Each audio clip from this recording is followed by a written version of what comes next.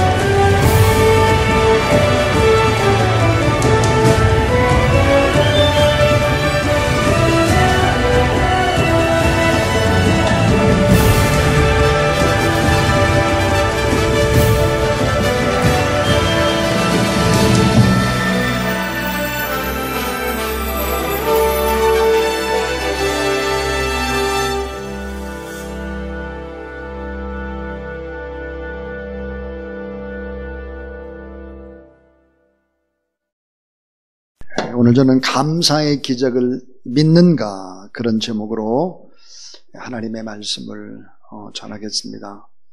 원래는 동영상을 꼭 하나를 보려고 했는데 시간이 너무 지나서 동영상은 이제 다음 주에 보도록 그렇게 하겠습니다. 여러분 따라하세요. 감사의 기적을 믿는가? 예. 나는 치명적인 타격을 강할 수 있는 힘과 기술이 있다. 나는 상대방을 죽이지 않고도 승리할 수 있다. 나는 가정과 국가 그리고 어떤 조직도 파괴할 수 있고 수많은 사람을 파멸시킬 수 있다. 나는 바람의 날개를 타고 여행을 한다. 아무리 순결한 사람이라도 내게는 무력하고 아무리 깨끗한 사람이라도 내게는 더럽다. 나는 바다보다 더 많은 노예를 거느리고 있으며 나는 결코 망각하지 않으며 결코 용서하지 않는다. 내 이름은 비난이다. 비난. 모간 브레이즈가 쓴 비난의 힘이라는 글입니다.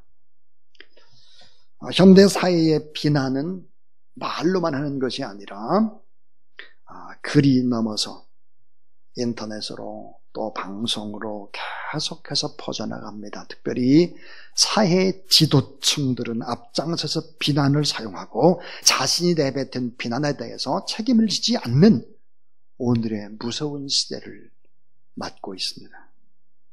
우리가 살아가는 사회 민주주의는 잊지 말아야 될 책임이라는 가치가 있는데 이 가치가 점점점 희박해져 가고 있습니다. 내가 무책임하게 내뱉은 비난의 말 한마디는 참으로 무섭습니다. 그것은 살인의 무기가 될 수 있는데 소리 없이 사람을 죽일 수 있습니다. 마음에 근심, 걱정, 염려를 하다가 쓰러지게 만들기도 하죠. 끔찍한 무기가 바로 비난입니다.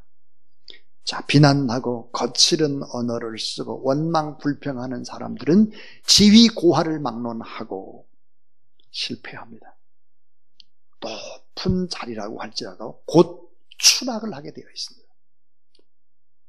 그는 자기 자신의 가장 큰 피해자라고 하는 것을 모르고 있는 무지한 자입니다. 바울이 이런 고백을 했습니다. 항상 기뻐하라, 쉬지 말고 기도하라, 범사에 감사하라. 이는 그리스도 안에서 너희를 향하신 하나님의 뜻이다 그랬습니다. 자, 이 말을 하는 하나님의 사람 바울이 누구일까? 바울과 테크라행 외경에는 바울의 인상착의를 다음과 같이 소개하고 있습니다.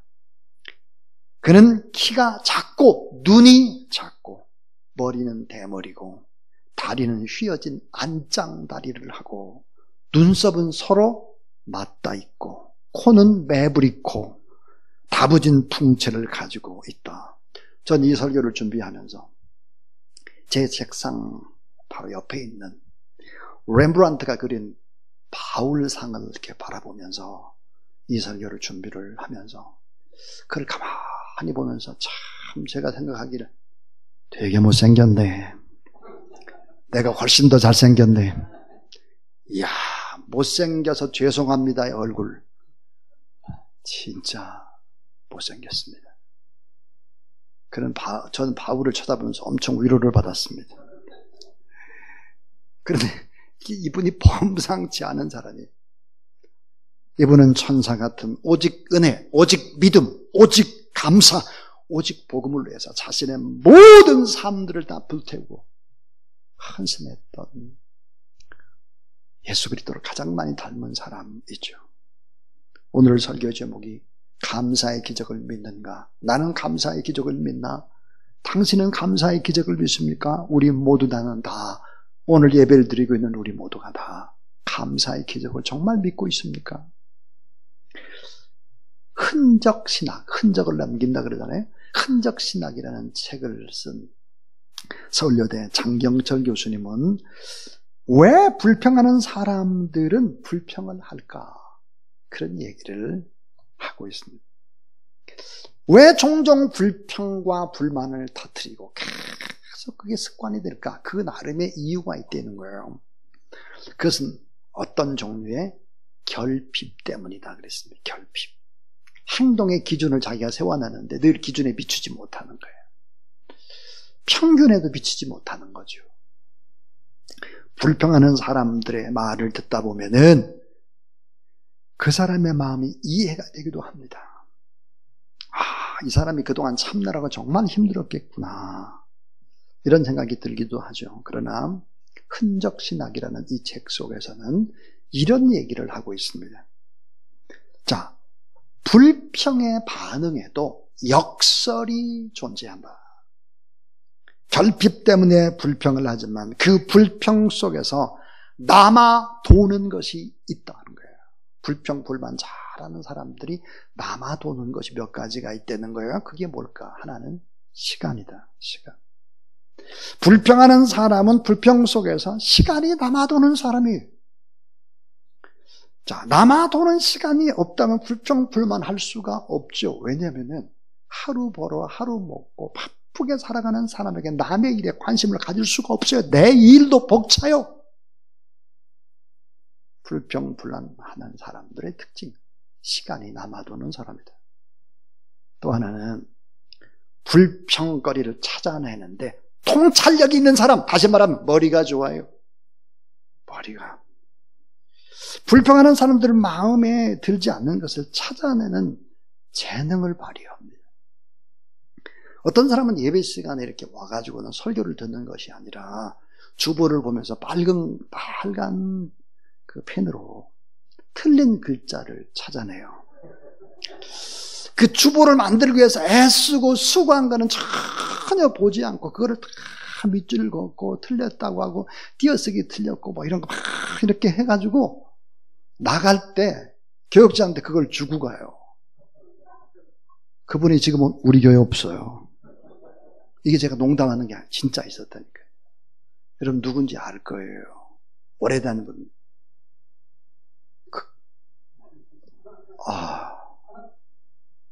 성이라도 말하면 다 안 할 것 같아서 내가 말을 안 하겠어요.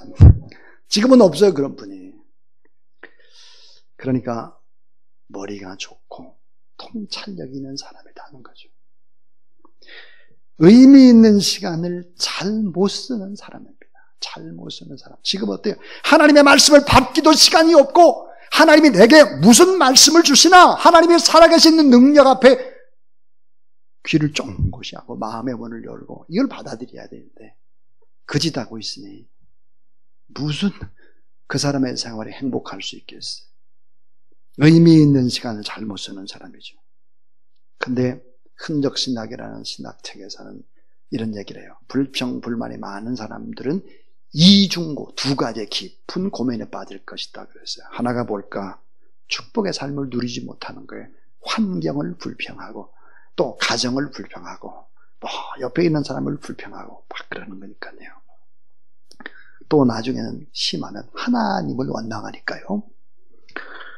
자, 그런데 이 사람들은 축복을 누리지 못할 뿐만 아니라 인생의 후반부로 점점점 가면 갈수록 뭐가 생기느냐? 후회하게 된다는 거예요. 후회. 내가 인생을 잘못 살았구나. 여러분, 후회. 지옥의 정서. 지옥의 정서가 후회입니다. 지옥 간 사람들 지금 다 뭐하고 있느냐? 껄껄껄. 그때 잘할걸. 그때 좀 베풀걸. 그때 좀 너무 아끼지 말걸. 좀 내가 잘못했다고 좀 용서를 구할걸. 껄껄껄 하고 있대.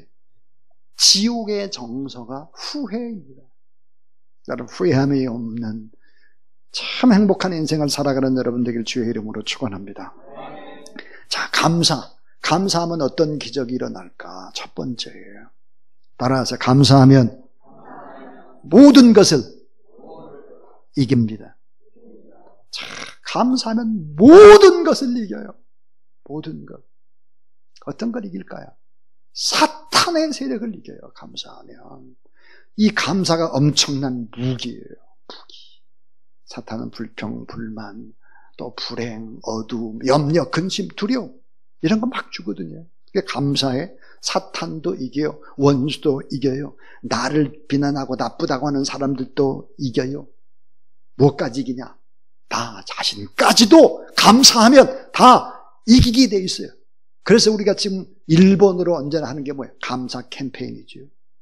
자, 범사에 감사라는 말은 모든 일에 감사하라. 이것이 하나님의 뜻이다. 어떤 형편이든지 감사하라. 그러니까 범사라고 하는 이 속엔 뭐가 들어있을까? 긍정과 부정이 다 들어있어요. 빛과 어둠이 들어있고 풍년과 흉년이 들어있고 성공과 실패가 다 들어있습니다. 무슨 일을 당하든지 감사하라. 기쁠 때 슬플 때 다 감사하라. 건강할 때 병들었을 때 풍성할 때 결핍되었을 때 다 감사하라는 거예요. 감사. 따라서 감사는 고난을 압도하는 하나님의 능력이다. 자, 이 감사가 고난을 압도하는 하나님의 능력이기 때문에 감사하면 다 이길 수 있다는 거예요. 사탄도 이기고 원수마귀도 이기고 나를 비난하는 사람도 이기고 나 자신까지도 다 이길 수 있는 게 감사다. 감사, 찬양은 모든 것들을 다 이길 수 있죠. 우리는 그것을 어디서 배울까? 욥, 다윗, 사도 바울, 다니엘, 예수 그리스도 다 이겼습니다. 세상 사람들이 언제 감사합니까? 좋은 일이 생길 때죠. 성공하고 건강하고 자녀가 잘 되고 좋은 아파트, 땅 사고 좋은 차 사고 막 이렇게 할 때 감사를 해요. 그러나 어려운 일을 만나게 되면 그들은 감사하지 않습니다. 그러니까 구원받은 사람과 구원받지 못한 사람의 확연한 차이, 진짜와 가짜의 차이, 진짜 하나님의 나라를 믿는 사람과 이 땅 잘 되는 것만 믿는 사람의 차이. 그게 뭘까? 감사입니다. 감사. 저 사람은 진짜 구원받은 크리스찬인지 난 크리스찬인지 구분할 수 있는 것이 감사죠. 자, 여러분 잘 한번 생각해 보세요. 자, 저를 한번 보셔야 돼요.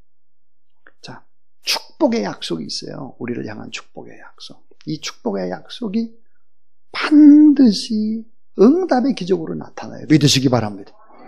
여러분을 향한 축복의 약속이 언제나 응답의 기적이 반드시 있음을 믿으시기 바랍니다. 그렇다면 이 사이를 무엇으로 채울까 하는 거예요. 이 사이를 무엇으로 채우나? 하나님 앞에 감사하고 인내하면서 찬양으로 채워나가는 여러분 되기를 바랍니다. 그래서 믿음이 필요한 거예요. 믿음이. 따라서 감사는 하나님의 시간표를 믿는 것이다. 하나님의 시간표가 있다고요. 우리를 향한 하나님의 계획이 있어요. 감사는 환경의 차이가 아니라 믿음의 차이다. 사도 바울의 인생관, 사도 바울의 신앙관, 사도 바울의 철학을 얘기하라 그러면 로마서 8장 28절을 얘기할 수 있죠. 하나님을 사랑하는 자, 곧 그 뜻대로 부르심을 입은 자들에게는 모든 것이 합력해 선을 이루느니라. 이 모든 것이라고 하는 것은 빛과 어둠, 실패와 성공, 병듦과 건강, 이게 다 복합되어 있는 걸 하나님의 시간표는 합력해서 선을 이루는 것이다. 어떤 결과를 보고 결과가 잘 될 때 감사하는 것을 뭐라고 하느냐? 반쪽짜리 감사. 이걸 무슨 감사라고 그러죠? 뒷북 감사. 뒷북 감사. 온전한 감사는 하나님을 바라보며 감사하는 것입니다. 저에게는 사랑하는 아버님이 10년 전에 하나님 나라로 가셨습니다. 여러분 아시다시피 지난 봄에는 저희 교회와 저를 위해 간절히 기도하는 기도의 어머님이 또 하나님 나라에 갔습니다. 저희 어머님이 하나님 나라 가시고 난 다음에 가만히 생각을 해보니까 저의 형님이 그렇게 귀한 거예요. 내 위로는 이제 저보다 9살이 많은 형님밖에 없는 거죠. 74세인 형님께 제가 이제 가끔 전화를 드립니다. 형님 건강은 어떠세요? 안부를 드리면 형님이 종종 이렇게 말씀을 하셨습니다. 아침에 일어나서 눈을 뜨면 감사하고, 숨 쉬는 것도 감사하고, 걸어다니는 것도 감사하고, 건강도 이 정도인 게 감사하고, 일상의 아주 작은 부분을 가지고 소소하게 감사하다고 고백을 하는 거예요. 제가 형님이 기도해 주셔서 너무너무 감사합니다. 어머니를 대신해서 주사랑교회를 위해서 기도해 주셔서 감사합니다. 참 기도하고 계시는 그분을 생각할 때 하나님 앞에 얼마나 감사한지 모르겠어요. 일상의 아주 작은 부분 하나님 앞에 감사하는 그런 여러분 되길 바랍니다. 범사에 감사한다는 것이 뭘까? 이게 하나님의 뜻이에요. 하나님의 뜻이라는 것은 반드시 이루어진다는 거예요. 하나님이 도와주시고 하나님이 기뻐하는 일이라는 거죠. 지금 내가 가지고 있고 누리고 있는 건 곰곰이 생각을 해보세요. 누군가로부터 받은 것입니다. 누군가로부터. 내게 있는 게 아니에요. 내가 노력해서 얻은 것보다 누군가로부터 받은 게 더 많잖아요. 인생이 내가 받은 것이 많은 사람이다. 이렇게 고백을 하면 형통의 인생이 된다는 사실을 믿으시길 바랍니다. 또 하나 두 번째는 감사하면 따라서 풍성한 기적을 맛보게 됩니다. 자, 풍성한 기적을 맛봐요. 다른 사람이 모르는 내가 누리는 풍성한 기적을 내가 경험을 한다고요. 올해는 참 어수선하기도 하고 힘들고 어려운 시간들을 보냈죠. 코로나 팬데믹의 상황이니까요. 지금도 계속되고 있는데 언제 끝날지 모른다라고 하는 것이 우리의 불안감이죠. 또 삶의 위기와 함께 교회도 적지 않은 위기가 찾아왔습니다. 2020년 추수감사절 어떻게 보내야 할까 하는 거예요. 감사는 기적을 만드는데 어떤 기적을 만들까? 풍성한 기적을 만들어낸다는 거예요. 풍성한 기적. 자, 2003년도에 저희가 이제 교회를 이곳으로 옮겼으니까요. 교회에 옮길 때의 그 고통이란 이루 말할 수 없습니다. 빚을 내야 되는데 제1금융권에서는 빚을 낼 수가 없었죠. 그래서 제2금융권 수협은행 통해서 우리가 돈을 빌렸습니다. 한 달에 갚아내야 될 이자가 900만 원이 넘었습니다. 얼마나 어려웠겠습니까? 너무너무 힘들었죠. 그럼에도 불구하고 선교하는 일을 좀 계속해야 되겠다 생각이 들어서 저희가 이제 계속해서 후원하고 있었던 몽골의 울란바토르 대학의 윤순재 선교사님한테 이제 가게 되었습니다.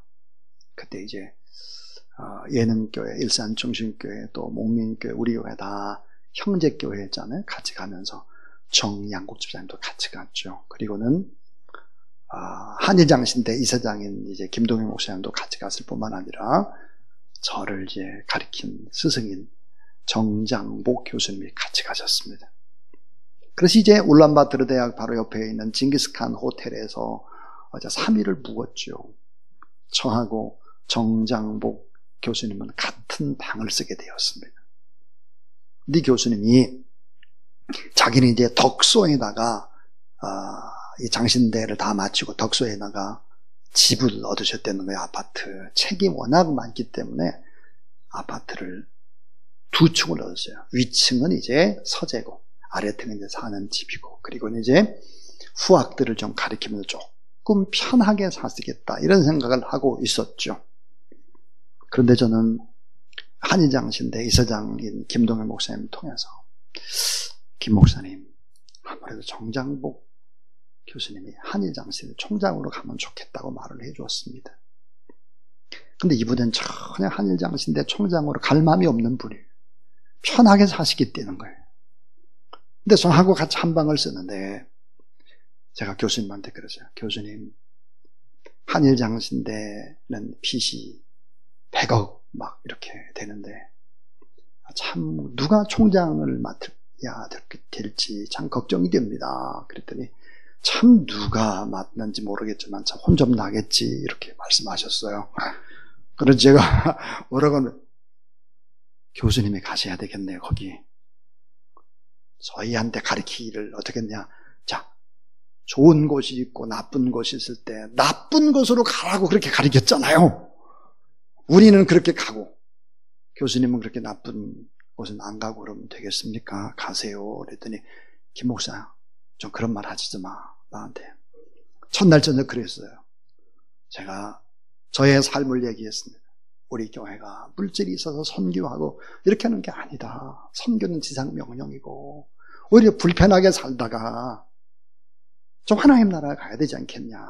그래서 또 제가 또 그분이 했던 설교를 인용했어요.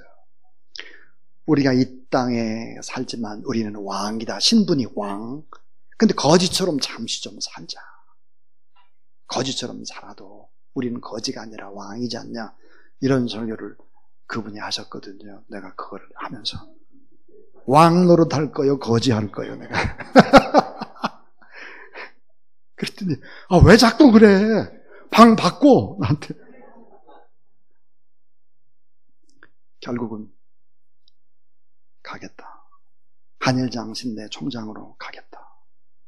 결정을 하셨어요. 그리고는 같이 갔던 이사장님이 그 소식을 들으니 얼마나 기뻐요. 너무너무 기뻤죠. 근데 문제는 이제 한일장신대 총장으로 가시기로 다 결정을 하고 그리고 난 다음에 이 빚더미 있는 학교를 어떻게 할 것인가. 여러분, 한일장신대 총장 발표되고 난 다음에 한 처음으로 첫 주에 오신 것이 조사람 교회입니다. 저 뒤에 앉으셔서 예배를 드리는데 참 제가 설교하기가 진짜 어렵더라고요. 설교를 가르친 설교의 대가가 그걸 또 다 설교를 적고 있는 거예요. 이렇게. 그게 얼마나 어떻게 설교를 했는지 모르겠어요. 그래서 이제 정장복 총장님 오셨는데 축도하시겠다며 안 하겠대. 그래서 축도 안 하셨어요. 그래서 이제 제가 축도 끝나고 얼른 이제 갔더니 식사하고 가셔서 싫대. 그럼 나한테 그렇게 말했어요. 내가 왜 큰 교회, 소망교회, 양막교회, 명성교회로 가지 않고 주사람교회로 왔겠나. 그렇게 말씀을 하셨어요. 그리고 저 밑에까지 들어가서 배웅을 나갔는데 뭐라고 그랬냐면, 김 목사, 나중에 다 끝나고 나한테 전화 좀 해. 내가 김 목사 설교에서 할 말이 많네. 그렇게 말씀하셨어요. 내가 전화했을까요? 안 했을까요? 예? 했지요, 전화. 전화를 해서 뭐라고 그랬냐. 교수님, 설교에 대해서 코멘트 하려면 좀 전화 끊을게요. 내가 안 하면 이제 걱정하실 것 같으니까 전화해서. 그리고 막 웃고 끊었어요. 문제는 그 다음이에요. 그 다음에 총장으로 가게 했으니까 뭘 하나 해야지 저한테 그렇게 말씀하셨어요. 그래서 이제 아까 동영상으로 봤잖아요. 신학대학원장 그 시를 하나 좀 리모델링을 해주는 게 좋겠다. 얼만데요? 2천만 원. 또 정양욱 집사님도 같이 이제 저하고 몽골에 갔으니까 정양욱 집사님한테는 안수 집사님은 나하고 정씨가 같은 정씨니까 총장실 리모델링 3천만 원이죠. 여러분 2004년도에 5천만이라는 돈이 얼마나 큰 돈이에요. 제가 무슨 돈이 있겠습니까? 어떻게 했어요? 정양욱 집사님도 했어요. 제가 왜 이런 얘기를 길게 하느냐. 한일장신대 교종을 거니는데요. 그리고 아까 그 교실 이런 데 가보고 이렇게 하면서요. 전혀 다른 사람이 느끼지 못하는 그런 감사, 풍요로. 그 교수님이 그런 얘기를 하시더라고요. 목사님, 아무것도 없는 사람들이 헌금을 하고 눈물과 기도로 대학이 세워진 것입니다. 그런 얘기를 듣는데 마음이 뜨거워지기 시작을 했습니다. 사랑하는 여러분, 언제나 돈은 없습니다. 없어요. 나 쓰기도 어려워요. 나도 빚지고요. 우리 교회도 이자 내기도 바빠요. 한 거죠. 했어요 그때. 캄보디아 또 막 했죠. 그래서 오늘에 이렇게 우리가 있는 거죠. 안 어려운 시절이 있었습니까? 인생에 다 어렵고 다 힘들지. 믿음으로 하면 결국은 어때요? 풍성한 기적을 맛보게 되더라 하는 거예요. 자, 보리떡 5개와 물고기 2마리, 남자만 5,000명인데 다 먹고도 12광주리가 남았다 그래요. 그럼 이 기적은 언제 일어났을까 하는 거예요. 빈들이에요. 날이 저물어 가요. 먹을 게 없어요. 희망이 보이지 않아요. 가능성이 없어요. 제로예요. 자, 열악하고 희망도 없고 장소도 좋지 않고 때도 그렇고 거기가 빈들이에요. 그리고 배고픈 사람들, 허기진 배로 걸을 수도 없는 휘청거리는 사람들, 그런 사람들이 모여있는 곳에 오병이와 작은 도시락을 내놓았다는 거죠. 그 하늘을 우러러 축사하시고, 그래서 축사가 영어로 뭘까? 또 헬라어는 뭘까? 특별히 헬라어 원문에 보면은 유카리오테스오라고 되어 있습니다. 그건 감사, 기도를 하다 그 말이에요. 감사하다. 결국은 감사했을 때 어떤 기적이 일어났을까? 나눔의 기적, 배부름의 기적, 먹고 남는 기적. 수와 애쓴 사람들이 한 광주리씩 가져가는 기적이 일어난 거죠. 결국은 감사는 부족이 풍요함으로, 빈들이 가득함으로, 불안이 희망으로 바꿔지는 풍성한 기적을, 전혀 남이 모르는 풍성한 기적을 누리게 만드는 것이 감사다 하는 거예요. 마지막 3번째입니다. 마지막 3번째. 자, 여러분 따라하세요. 고난 중에도 감사하면 최고의 선물이 됩니다. 자, 고난 중에도 하나님 앞에 감사로 나가면 이 고난이 뭐가 되느냐? 최고의 선물이 되고 최고의 유익이 되고 최고의 축복이 되는 것이 성경이다 하는 거예요. 여러분, 누가 고난을 원합니까? 그 누구도 고난을 원치 않아요. 고난이 선물입니다. 이런 말을 받아들이기가 참 쉽지 않죠. 고난 중에도 꼭 감사하세요. 이 말도 어렵습니다. 왜 그럴까요? 고난은 이겨내야 나중에 훗날에 고난이 진짜 내게 유익이었고 선물이었던 걸 나중에 알기 때문에 이게. 자, 10달간의 산고의 고통을 다 겪고 난 엄마가 그 다음에 자녀를 낳죠. 그 자녀가 뭐야? 귀한 보물이에요. 귀한 선물이죠. 귀한 상급이 되는 거예요. 10달의 산고의 고통이 없이는 불가능한 것이죠. 인생에서는 엄숙한 것이 있습니다. 고난의 시간에서 면제된 사람은 단 한 명도 없다는 거예요. 고난의 과정은 어렵습니다. 고난, 고통 속에서 의미를 부여하면 이기고 참고 견디고 감사하면 이겨내는 거예요, 이게. 자, 이런 고난의 과정을 잘 겪게 되면 어떻게 될까? 감사는 최고의 기적을 일으키는데 그게 뭘까?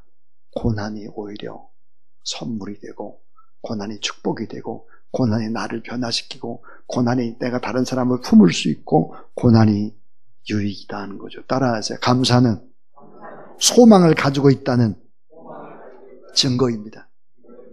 고난 중에도 감사하는 것은 소망을 내가 가지고 있다는 증거예요.